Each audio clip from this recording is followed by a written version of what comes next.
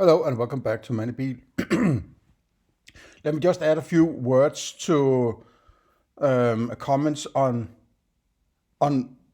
why I do what I do and why I argue, and so on. Right? Sort of a few comments on the overall thinking for me. Right?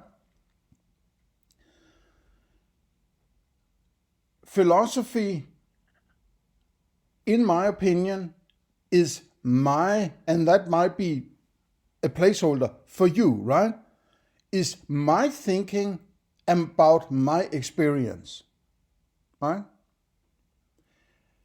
Philosophy is some individuals thinking about his or her, for lack of a better terms to use, right? Experience. It's a thinking about one's experience, right? So basically what you have is your experiences and how you interpret them and basing your actions upon them and so on, right? Now, a problem in philosophy is that the methods and the structure, the metaphilosophy, the algorithm, or whatever you want to call it, you work from, in my opinion, has to be strictly the same. You can't one moment do it this way, and then when you need to do some other, you do it another way. You can't violate structures you have already set up for how to do things, right? I'm not buying it. And therefore I'm saying, okay, if you are doing philosophy, you are structuring or thinking about. I'm not doing philosophy now, to put it this way, right? I am talking about my philosophy. I'm not doing the philosophy. I might do a bit of philosophy while I'm doing it, but what I'm presenting is not philosophy. That is my description of my philosophy, right? There are differences, right?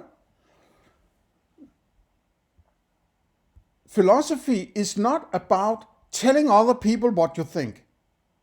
Philosophy is thinking about how you think. So, with that in mind, what exercises, what kinds of thinking then do you do about your thinking? How do you approach that, right?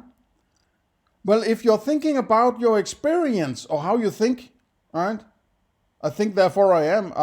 I'm thinking about my thinking.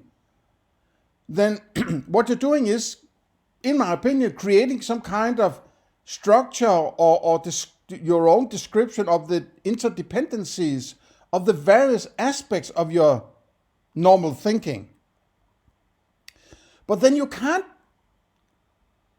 turn around and then say, okay, there's a part of my experience, there's some sounds over there I interpret as philosophy. And I'm going to listen to those sounds in order to tell me how to understand my sounds. Right? You see the contradiction. You see the circularity of that kind of thinking. Well, that means, in my opinion, that you can't extract something from your experiences that can explain to you how you understand your experiences. It's circular. It's standing in the bucket and trying to lift yourself up, right? Linguistically, it doesn't work. The structure is it's an invalid argumentative structure. So what I'm coming back to is that, well, what you need to have is your own philosophy before you can even attempt to listen to your experiences of what you call other individuals' philosophy and adapt that, maybe, right? And that means you need to scrutinize it somehow or another, right? You can't just eat it raw, because then you're letting your experiences direct how you understand your experiences. And then that's ridiculous, right? So when you're in that frame of mind, which is a healthy frame of mind, in my opinion, what you are then doing is you are scrutinizing other individuals' philosophy. You need to have your own philosophy. You need to have settled on your own philosophy to a very large extent, I would say, right? Then you can scrutinize other philosophies and potentially get inspired by it, right? And that is my purpose by doing these kinds of deconstructions. It is my way of showing my listeners that this is what you should do. This is what you can do, right? What I see generally is people have some kind of preconceived ideas where their philosophy, quote, what conclusions they should lead to. If they have been raised religiously, it should lead to God, right? And whatever they're looking for somebody who can somehow sophistically connect the dots so they get what they want. And then they, defend that with their life, so to say, right? So that they won't have to figure out that the people who inflicted this shit on them are the one who didn't know what they were doing, right? And that's usually mommy and daddy, usually mostly mommy, I would say, right? Or, the priests, or the whole, the family structure and the peers in the vicinity and so on, right?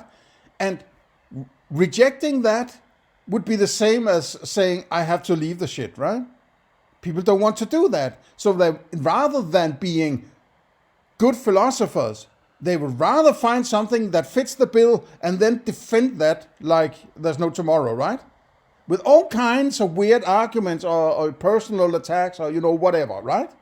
I'm not angry or trying to get anybody personally. I am attacking the philosophy, right? I'm interested in the philosophy. That's all I'm interested in, right?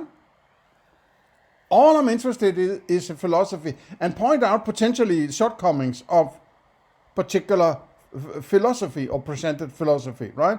Okay, so let's head into part 2 of this series here and see what is going on. We tend to think, and that's very natural for everyone. It's also a problem when people present philosophy that they don't start out with some kind of settlement of what they mean by particular terms, right? Maybe you can't do that every time that you make a presentation. It would be too long or too cumbersome. I would understand that, but then at least reference somewhere where that particular aspect is described, right? And how you understand that and how you get to it. And does that take another definition? And do those definition need definition and so on, right? What is the actual reduction base you're working from so that, yes, you can make a lighthearted kind of presentation, but I can always tap into what is more precisely understood by various stuff.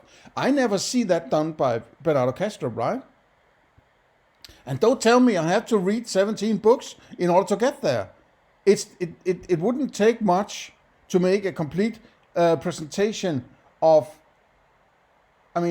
considering how much a guy like Bernardo Kastrup has been around in the recent years, in dozens and dozens of other people's podcasts and so on. He spent a lot of time doing that, right? So why not make a complete presentation of how you get to your reduction base and how you work from that reduction base? What are you using axioms, or are you just taking leaps of faith, or how to get to knowledge, how to get to a moral principle, and so on, right? That's what I need, right? And if it's not presented, then I'm trying to scrutinize how you use these words, because I'm going to think that he's actually deliberately avoiding definitions so that he can screw around a bit with the words in order to convince me on a more fluffy foundation, or at least hoping to or attempting to, right? in this case, it's step 2 here, right? Perception versus reality. In my understanding of these terms, it's not a versus. It's not a sort of, it's this or that way, right? It's this way or it's that way kind of thing. Versus, it's like they're mutually exclusive, right? I think that reality is something that arrives or is created based on perception. And there wouldn't be any reality. I wouldn't have any reality if I didn't have any perception, right? Now it's again maybe coming up to what kind of definition you have of these terms. Then I would like to have an understanding of the terms before you use them, right? What I call reality is my mental picture of the whole thing. While I could go only look in this direction and see whatever I see, I have a reality that says there's also something behind me. Which is when I looked at that, I don't know it at this point. I only know the objects I'm experiencing here. But I have a picture of a reality that is larger than my apparent window, right? That's the reality I'm tapping into. I have an idea that there's a road out there and there's a forest down there, and that's my reality. It's the conglomerate of prior experiences adapted into a full picture of the situation, a larger version, a sort of, what would that be, a tapestry of experience stitched together into a reality I'm working from, right? So, but I need all these perceptions in order to create this reality. That's how I see it. So now I'm defining to you how I understand these terms, right? Isn't that more comfortable to listen to rather than just throwing the words out there and then explain them or use them as if you already understand how they're supposed to be understood, right? From his point of view, as if it's sort of given. It's everybody knows that, it's like, oh, right? We tend to think, and that's very natural for everyone, that the world we see around us, the world of buildings, trees, the world we see, now he talk about the world. Why is he not talking about reality? Because isn't that the same term he uses to describe the same thing? The world we see, what is that? Is that his perception? You say you see it around you. What do you mean around? Is it outside your mind or what? If you see it around you, it's indicating that you are saying it's an outside. But if it's a perception, it cannot be outside, right? You are alluding to, you are pushing it outside of your mind, so to say, by saying it's around you, right? It's built into the language. It's implicit in your choice of words, right? If you see it around you, it must be outside you, right? So that world that you're referring to is an outside world that is outside your experiences, because your experiences must be in your mind then, right? Then your contradiction, then you're potentially, you're being so fluffy about this that is almost inevitable that people are going to misunderstand what you're saying here. And you be sort of confused of what you're actually talking about. Are you talking about some inside or some outside, right? Streets, the moon, in the night sky. We think that the world as it is in itself is the world as we see it. As we see it. So you're alluding to there's something that we are seeing it as, right? You are, by using this language, you are appealing to there's already something that you have access to that is before it becomes a perception. How do you get to that? That is what I'm constantly criticizing him for, is this appeal to there being something as if it's sort of a part of your experience. How could it be, right? What is it about? I mean, if your perception is based on your qualia, or your sense qualia, fight about the terms. How do you get to that? You have colors, you have sounds, you have tastes, and you have feels and touch and so on, right? Smell. What is it about those particular qualia that makes you say there is an outside? Something outside this qualia. They're just colors and sounds and taste and so on. They don't come with a manual that says, yeah, this sound is a representation of whatever, right? So it's your habitual, you are tapping into that habitual thinking that you're actually trying to criticize here. So aren't you doing the same kind of weird leap, unfounded leap that those materialists you're criticizing are making? That's what I'm hearing, at least, right? In other words, we think that perception is a transparent window into the world that allows the world. So perception versus the world, or perception versus reality. So now he has two words for the same thing, right? It's called the world and it's called reality. Why is it using two different words? Why? Why not stay with one word? It's confusing, right? A transparent, okay, so if you have, why are you talking a transparency? It's like, yeah, I have these colors and these sounds, but I have to try to look through these colors and sounds to get to the other side. Why do you think there is another side? What is it, what aspect of your thinking makes you say that that must be an outside? I keep pointing out that I can see no part of that experience anyway. I have my colors and sounds, and then I have some conceptualizations or cognitions among these colors and sounds, like elephant, for instance, right?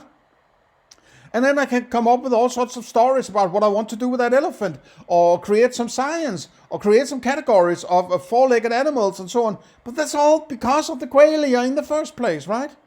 I'm never talking about something beyond the qualia, because I always need these qualia in order to do these kinds of descriptions or derivatives, create these derivatives. When you look closely, think closely, I should say, maybe, right? There is no part of this that must lead to the conclusion that there's something beyond those particular experiences. The only thing I cannot come up with that I have accustomed myself to think that way, or I have been accustomed to it, right? It may be a combination of being told to understand it this way and deducing it from language and my own experiences, my own attempt, my own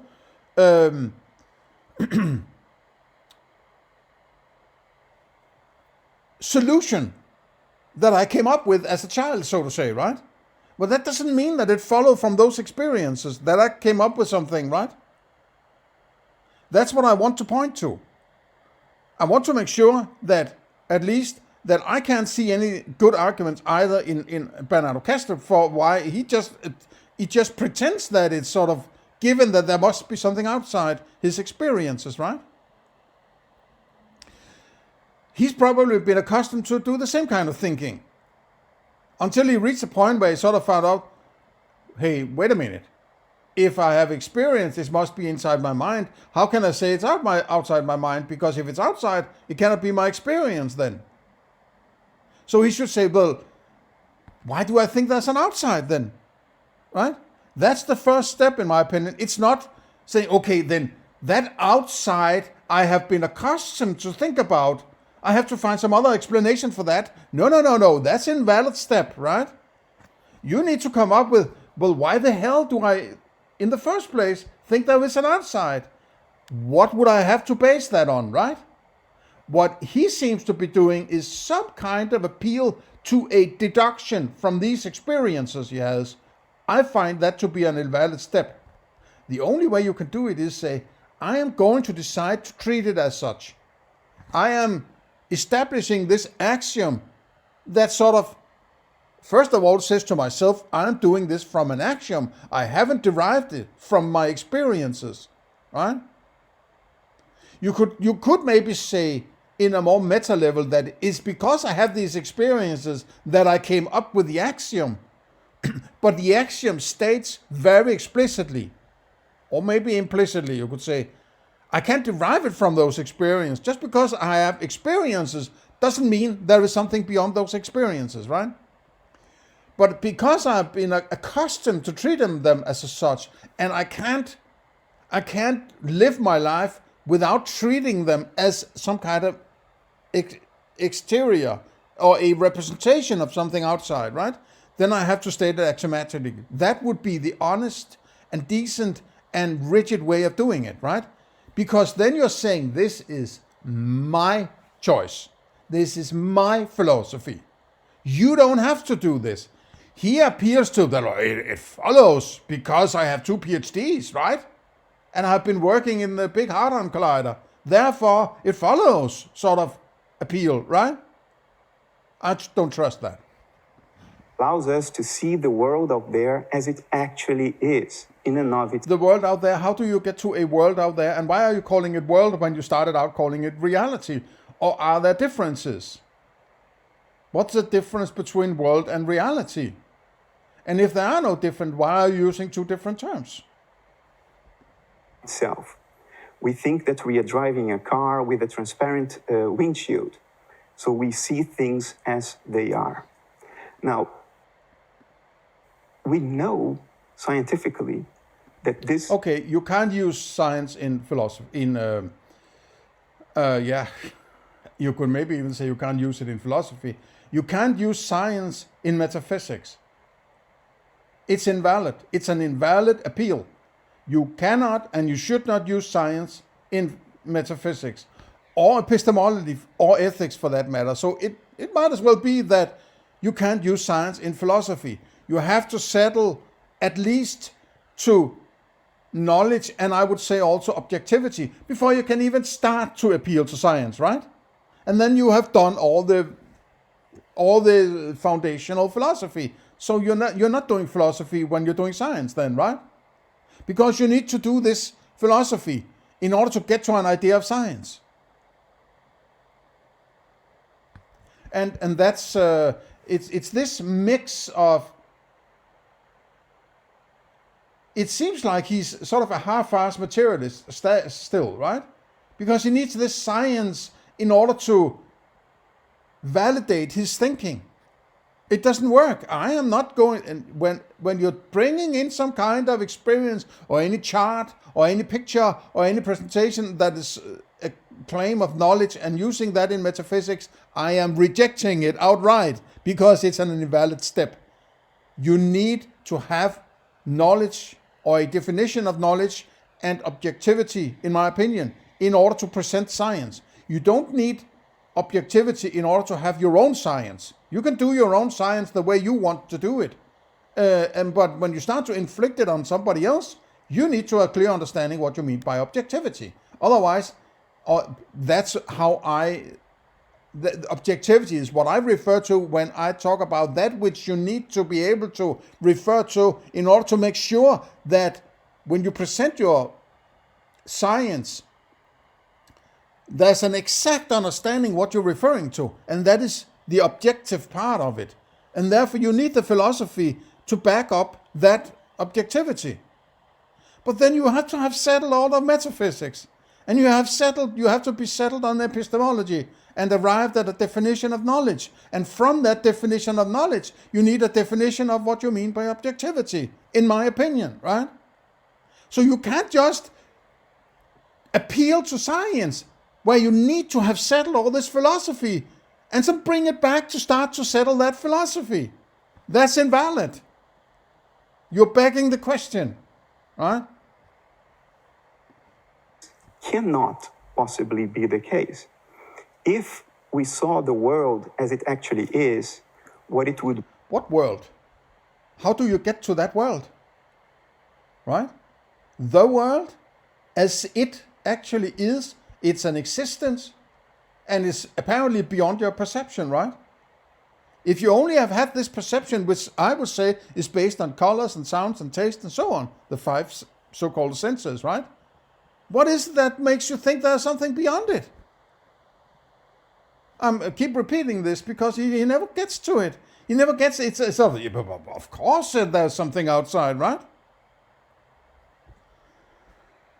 Is it sort of making a virtue out of a necessity? In the sense that, well, he needs it to be there in order to, otherwise, if it wasn't there, he would just be talking to his experiences, right? He would be a solipsist. He doesn't like that. Otherwise, he doesn't have a job there in the Essentia Foundation, right? He would basically be talking to his own experiences. If he wasn't convinced that there was something beyond that, where I'm sitting and listening from my point of view, right?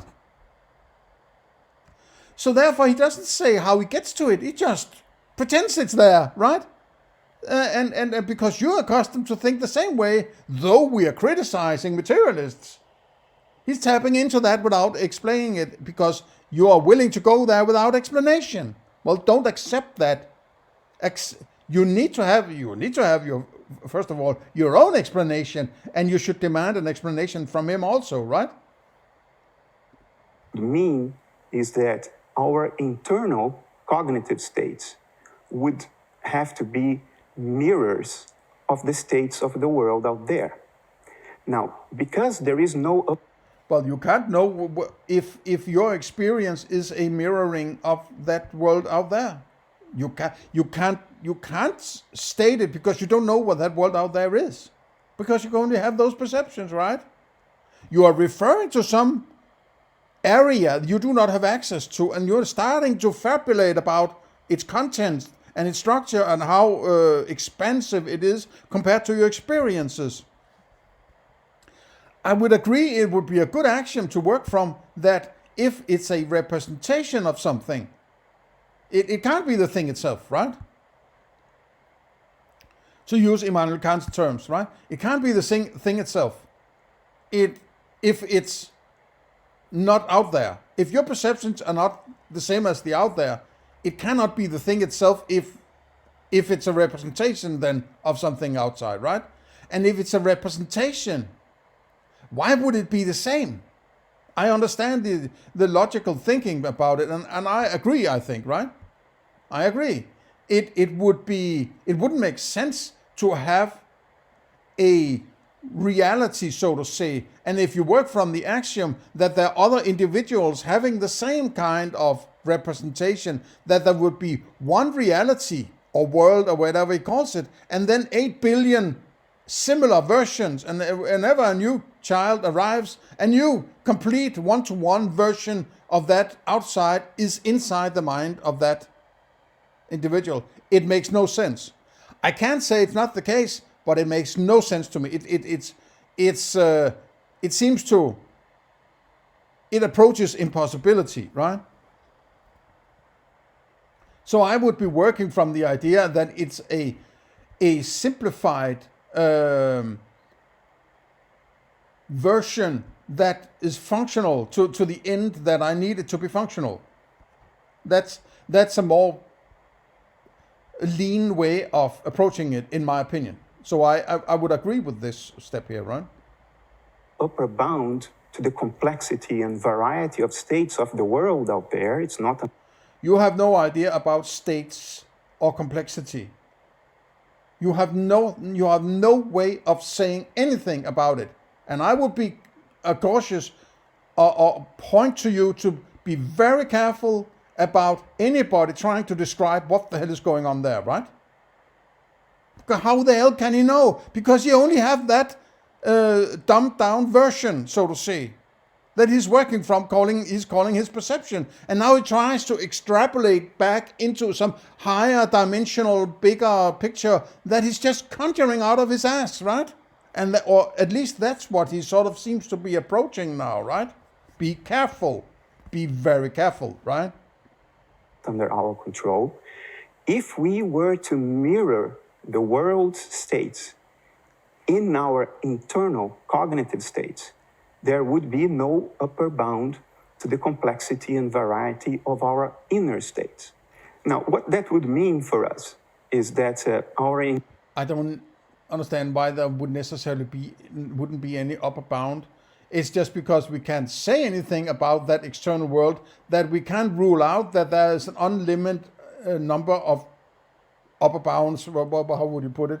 So we have to treat it as if there's an unlimited bounds to this. I don't follow this kind of argumentation. I think it's not valid. It's not fabulating beyond your abilities here. internal entropy would also have no upper bound. And if there is no upper bound to our internal entropy, we would not be able to. Entropy is an interpretation of your experiences, right? And it's based on the idea of energy. So energy is a concept human beings are working with. And it's a description of their experiences, right? Or at least it's derived from the experiences. So you can't say there's entropy out there because it's a description. It's one of your icons it's one of your dials on your dashboard. And now you're saying there might be dials out there, right? Or you're close to doing that. I urge my listeners to be very careful with this, right? To maintain our structural and dynamical integrity. To put it very simply, we would melt into hot soup if we were to see the world as it actually is, with no upper bound in the variety of states that we would have to mirror inside ourselves. Okay, so he's basically saying whatever you have in your perception is not the thing itself. It's a dumbed down, simplistic, working dashboard for you to get around in that thing you do not have access to. I would like to think or remind yourself that that's what he's arguing. Because he's basically implicitly saying he has no way of saying anything about what the fuck might be going on or what it's made of beyond his experience, right? That's basically what he's saying here, in my opinion, right? Because it's something that is so dumbed down and simplistic and a dashboard that is completely different from what the hell it's trying to describe. Because it's more important for us to have this kind of dashboard rather than having a one-to-one whatever it is of that outside, right? So we don't have access to that outside, and the representation we have is nothing like that outside. So he's basically saying there's no fucking way I can say anything about what that outside is, right? Right? Now, we are still alive, although we perceive the world around us all the time. So perception. The world around, there is it again, the world around us. What do you mean around us? Around me? So you're referring to some external thing now, right? We don't see the world around us. You just said that it's inaccessible, and you only have this dumbed down picture of it. Well, what are you talking about, man, right? It's ridiculously confusing, this, right? I would have to deduce or classify this as sophistry, right? You're one moment you're saying you have no access, you only have a weirdo picture of it, right? And now you're seeing that world outside, basically, right? It's unsettling, this kind of lingo here, right? Is clearly not a mirror of the world. It is an encoded representation of the. It's clearly not a mirror of what? How do you know that? Because you do not have access. You just said you don't have access to that bigger world, and the representation you have is nothing like it. Now you say it's clearly not a one-to-one representation. How the fuck can you say that? You can't say that. You can say, I am treating it as, my reasoning says it must be some kind of dumbed down version. I can't compare it to that outside, right? You sound like you're comparing it as if you're tapping into that outside and saying it's not the same as this thing over here, right? The world. What we perceive conveys accurate and important information about. How do you know it's accurate? Now you are directly appealing to a comparison between what you experience and that which the experience supposedly is based on, right? You can't know it's accurate if you're not comparing it to what it's trying to describe. How do you get to do that comparison? How the fuck, Mr. Doctor, PhD, Ladon Collider, how do you get to do this comparison, right? How do you know it's accurate if you're only looking at these gadgets moving their, needles around? How do you know they're accurate? Compared to what?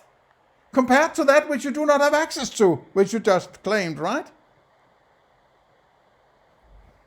And important, how do you know it's important? That would also entail that you have being able to tap into that external world that you do not have access to, right? This is bullshit, right? He's a sophist, manipulator. The world, but it isn't the world as it is in itself. To bring this into an analogy, if you are an airplane pilot and you're flying at night during a... Yeah, but you have an idea that when you're an airplane pilot, you don't think of, you have not only lived inside this cockpit, you stepped into the cockpit from that outside world, right? So be careful that you're not aligning your understanding of your metaphysics from this cockpit analogy. Because in the cockpit analogy, the pilots know there is an outside because they have been there, right? And that's why they were able to create the cockpit, because they know what is out there, or they know what to expect from that out there, right? Because they can experience it. Nobody can experience that which is outside their experience, right? It goes with the old thinking. So be careful with this pilot analogy, right? Storm, you cannot see the world through the transparent windshield of the airplane. So pilots fly by instruments instead. They look at their dashboard of dials and instruments. Yeah, but some engineer created this dashboard, all right? Because that engineer knows what to expect there to be based on various measuring instruments. When that instrument says this, it means that there's this humidity and this water and whatever, right? And this distance from Earth, height from the Earth and so on. It's because they know what to expect out there. But beyond your experiences is something completely different, because nobody has been there, right? And if people claim to have insight into that, I don't believe them, because they are just using whatever abstractions they have and placing them there because they need something to be there. They simply can't live with the idea that they can access it, right? Instruments, and they rely on that to fly safely. Now, those instruments are connected to the airplane's sensors, which make measurements on parameters of the world out there: wind speed, air pressure, temperature, air humidity, and so on and so forth. And the results of those measurements are presented in an encoded form on the dials of the dashboard. That doesn't mean that your experiences are an encoding of something, and much less that you have any understanding what that encoding is supposed to be understood in relation to something outside, right? Just because you stated the axiom, I am treating my outside as, I'm treating my experiences, at least to some extent, a representation of an outside. Or at least an attempt at a representation of an outside, right? That doesn't mean it exactly doesn't mean because he claims that it's a dumbed down version of it, right?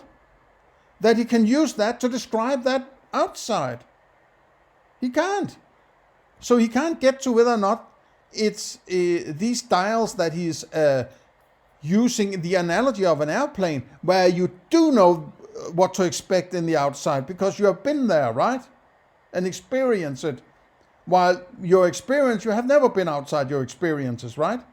So be careful with this analogy, right? I'm getting a little caught up in this sort of these dead end loops, these going in, right? And it's getting a little hard for me to explain it. Maybe I don't know. I hope you get my point here. Dashboard. The dashboard conveys true, important information about.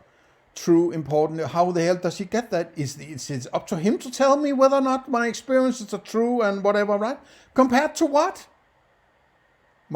If I experience red, is that true and important? How the hell do I know that? How do you get to that? What does it mean that it's true? I don't like that you're using the term true in metaphysics, right? I think very strongly that true is only something you can use when you have done knowledge, right? Or done epistemology to get your knowledge. It can only be true when you know it. And that's a description of your experiences, right? But it's based on the philosophical definitions of what you mean by knowledge, right? So you can't say that something is true without referring to rigid epistemology, in my opinion. And he hasn't done that, to the best of my understanding, right? He's pulling it out of out of the bag just like that, right? About the world. So true and so important that the pilot can fly safely only by looking at the dashboard. We call it fly. Yeah, he keeps going with this analogy, right? Where he sort of, again, appeals to an insight, implicitly an insight into that understanding of it's accurate. And so because the dashboard on the airplane is accurate, or he treats it as accurate, therefore my experiences are accurate description of something I don't know what is, right? Give me a fucking break, man, right? Fly by instruments. But the dashboard is not the world. The dashboard is an encoded representation of what is relevant about the world. Now, you saying that my experience is encoded, right? Or that your experience is encoded, that's just a claim. Because an encoding would necessitate that you know what the real thing is that is being encoded for you to call it an encoding, right?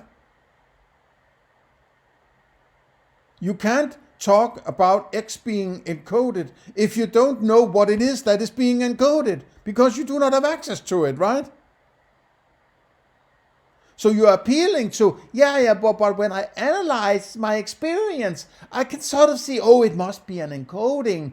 And if I'm just decode this experience, then I can sort of find a backdoor into a description of that outside I do not have access to. Fuck off. I don't buy that at all, right? I'm rejecting that outright. Absolutely, there's no way of doing that. It's pure fabulation, right? Our perception is a dashboard.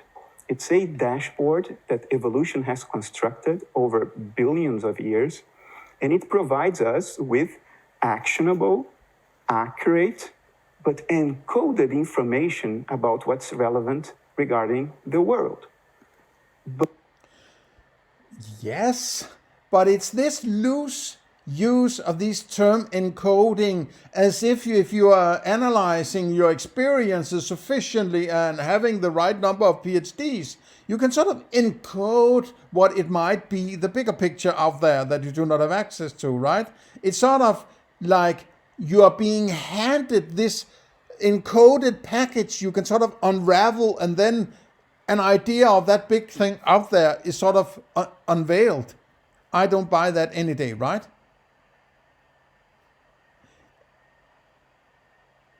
If it's an evolutionary thing, right?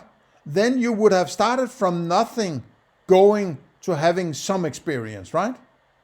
You wouldn't have gone from the full picture to a reduced picture.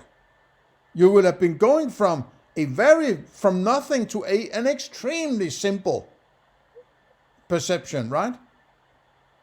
And then maybe as things evolved, a slightly more complex perception, a slightly more complex perception, and so on, right?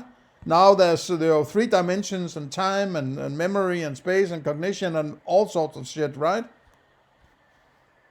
But if your starting point is basically next to nothing,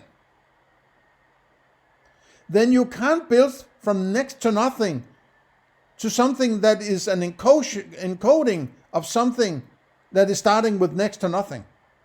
I don't buy this shit, right? But it is not the world itself, just as the airplane's dashboard is not the sky outside.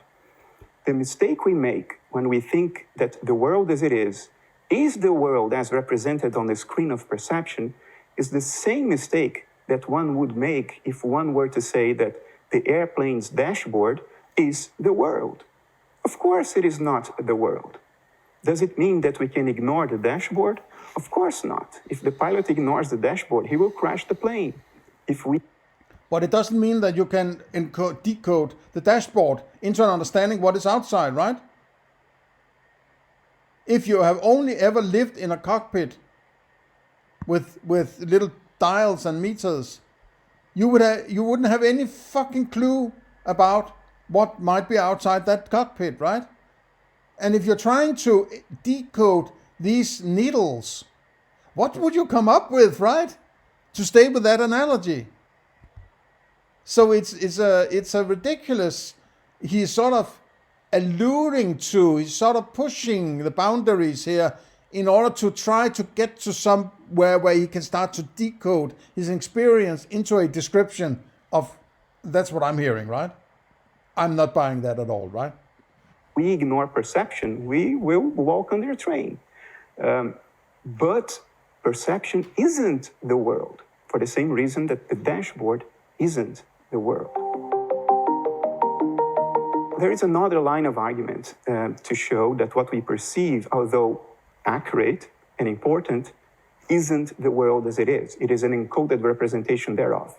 And this second line of argument has to do with evolution by natural selection. One can... No, I'm still struggling a bit with... if you wanted to describe how this perception came to be as it is, I think the only thing I can tap into is some kind of appeal to evolution. But at the same time, I'm saying that evolution is based on a interpretation of my experiences. So I still find by appealing to evolution, I am appealing to a circular argument.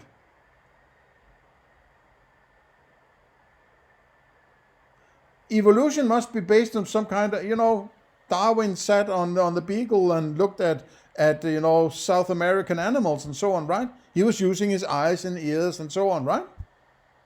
And he came up with an interpretation based on fossils that is sort of leftovers from earlier times, right? But it's a leftover that is in the now that he could sort of extrapolate back in time and say it must have been like that without him experiencing these kinds of animals, right? So it's an interpretation of evidence. And I need my perception in order to get to that interpretation.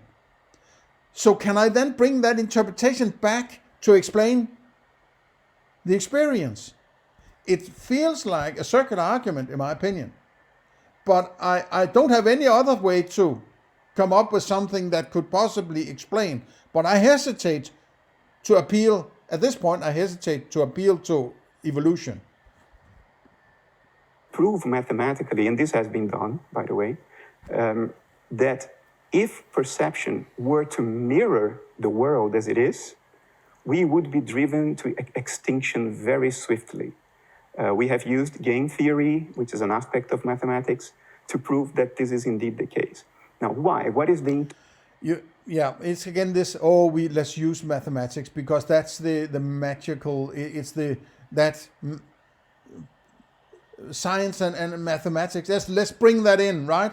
And then we can prove whatever metaphysics. I don't buy that. Again, this sort of circular structure, right? It all comes back to what is the starting point. In my opinion, it's the direct experience of colors and sounds and so on that are somehow interpreted into that and creating sort of systems like science and mathematics and geometry and so on. It's all derived from base experiences, right? So you can't bring it back into this explaining the base experiences. It doesn't work. In my opinion, it's circular, right? It doesn't work. It's an invalid step, right? Intuition behind it. Evolution favors fitness, survival, not truth. Evolution doesn't care if we see the world as it I would like to have his definition of truth, right? I would like to have that. Actually is. It cares only that we see the world in a way that allows us to survive and reproduce most efficiently. And to understand why it is not efficient for us to mirror the world as it actually is, think of a computer desktop metaphor. This is an analogy by Professor Donald Hoffman from the University of California at Irvine. He's a professor. Okay, so that's very important. There's one person over there that has been labeled with this tag called professor. It's apparently important. It's not if somebody down the street said, "Hey, I have a philosophical argument here," then he wouldn't say, "Yeah, there's some guy I met down in Antwerp, or where it is, Amsterdam, and he gave me this argument. I think it's a great argument." No, it's because it's professor, right? I'm not saying you're necessarily incorrect or evil or anything like just because you're a professor. But professor's not an argument, right? It's this academic fetish I'm so fucking fed up with, right? If you consider a file in your computer at home, I don't know, a letter that you've written, that file is represented on the desktop of your computer as a little rectangle. A file is an abstract term, right? So yeah, it's again throwing around. No, I understand that you can't move about the little thingies going on in the computer, chips, right? And that it is presented in a fashion on the screen that is similar to something that is conceptually the same as, or sufficiently conceptually understandable when I'm coming from the point of view that I'm coming from when I'm a human being, right? But somebody made the connection in the computer between the icon and what the hell is going on actually in the computer, right? Otherwise, there wouldn't be a connection, right? Somebody made the connection, or a set of somebody's. White rectangle. If you double click it, it opens up and shows your letter. Now, is that white rectangle the computer file as it actually is? Of course not. A computer file is a collection of millions of microscopic electronic switches open or closed in the flash memory inside your computer. It looks absolutely nothing like a white rectangle. There is no similarity whatsoever. But if we were to see every file on our computer for what they actually are, each one of them a collection of millions of electronic switches open or closed, the computer would be utterly unusable. Yes, but that's because we know what a computer actually looks like. Otherwise, you couldn't make the comparison. But you're alluding to that there must be some way we can take the analogy of the computer and compare it the other way. Yes, you can say that it's very likely that your experience is dumped down, but you're trying to go the other way from the dump down to the bigger picture of the mind, right? Or, yeah, I'm, a step ahead here, right, in his philosophy, but that thing beyond your experiences, that you can do the same kind of analogy with the computer and then do that with your experiences. That doesn't work. That is an invalid step, in my opinion. We wouldn't begin to know what is what or how to work with it. So the operating system of the But somebody did make the connection between whatever's going on my screen here and whatever the fuck is going on in the chips down there, right? Somebody made the connection. Must be somebody who's done it, right? Those people at Apple who created my MacBook, right? The computer, instead of showing us the files as they actually are, they show a encoded representation, which allows us to work much more. Yeah, encoded representation, but that doesn't mean that it follows that your experiences are encoded, right? This is sort of the magic leap he's trying to make and trying to convince you, right? So if he can convince you that your experiences are encoded, then the next step he will take is say, now I'm going to encode it for you, right? So we can tap into what the big thing out there is, right? More easily with the files in the computer. And evolution would have done the same with us. The evolution wouldn't have equipped us with the perceptual and cognitive apparatus to see the world as it actually is, because this would overwhelm us with information, and it wouldn't be conducive to reacting timely to environmental challenges. Evolution. I'd also like to have a definition of what he means by information. Would equip us with a dashboard metaphor, like the computer operating system, where we see things as little representations, as little white rectangles, as opposed to how things really, really are. So this very basic intuition we share can be mathematically demonstrated to be wrong. What we see around us, the colors, the forms, the scents, the sounds, the flavors, this is not the world out there as it actually is. It is an encoded representation thereof on our internal dashboard of dials. The world as it actually is isn't what we call physical or material. Physicality or materiality is the name we give to what is on the dashboard. I agree with that. It's what is displayed on the instrument panel of the airplane. Mm-hmm. It is not what is outside the airplane. It's not the sky. No, it's not. Of course, the dashboard is not that which is outside. But you still say that it's encoded, right? You are trying to make that bridge between your experience and that which is beyond the experience, because you're saying it's encoded. It comes with a code that could potentially be decoded by somebody with 2 PhDs, right? That's at least what I hear you appeal to. Outside, which of course immediately raises the question, if it's not physical, if it's not material, what is the world as it actually is? Why would I care? I can't get to it anyway, right? Why would I care more about what comes before my experiences when what I use in my daily life is always my experiences and what I derive from my experiences, right? Yes, they might be a simplified version, and that's because that's what I need, right? It's not to delude me, it's to help me, according to your appeal to evolution, right? So why wouldn't I concentrate my energy on understanding my experiences as well as I can, rather than trying to fabulate trying to decode my experiences into what goes on beyond my experiences, right? Because at the end of the day, I still end up with the fucking experiences, no matter what the hell you can come up with in your sort of freaky mind there, right? What is this context, this existence that we seem to inhabit? Why do you call it existence? What does it entail that is an existence, right? Doesn't that come with some philosophical baggage that you're calling it existence? Why are you not calling it sort of oggy-boggy, for instance, right? What is this oggy-boggy that is outside my experiences? Why not use that term? Why call it existence? Right? You're tapping into some preconceived ideas, what it entails, because you call it existence, right? You're using words to manipulate my understanding. Call it something new then. Call it oggy-boggy, for instance. What is this oggy-boggy beyond my experiences, right? Then you're sort of removing any preconceived ideas of what it's going to entail, right?